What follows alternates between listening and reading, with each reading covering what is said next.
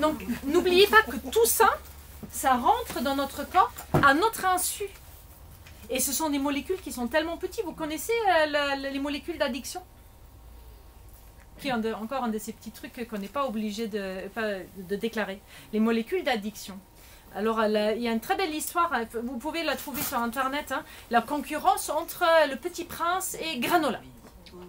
Le prince et granola. Donc, vous avez le prince du gâteau avec du chocolat et le granola du gâteau avec du chocolat.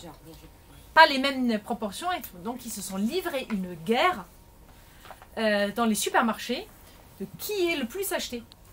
Et pour avoir les récepteurs d'addiction dans notre corps, et qui font que vous n'avez jamais fait ça, ouvert un paquet de granola et puis après l'avoir fini, et pourquoi je l'ai fini?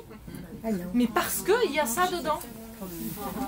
Moi, autrefois, ça m'est arrivé. Depuis que j'ai arrêté de manger ça, ça m'arrive plus. Mais autrefois, ça m'est arrivé. Et sachez qu'il y a ça dans beaucoup de nos aliments industriels.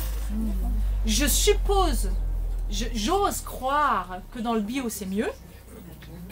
Mais il y a et ce genre de molécules d'addiction, ils ont donc mis dans beaucoup de produits de la même marque. Et des fois, c'est pas la même marque, mais c'est le même groupe. Donc, dans les supermarchés, vous avez des gens qui sont là et regardent qu'est-ce que vous avez dans votre caddie. Est-ce que vous achetez bien tous de la même marque alors que vous ne savez pas que c'est de la même marque parce que c'est que le même groupe.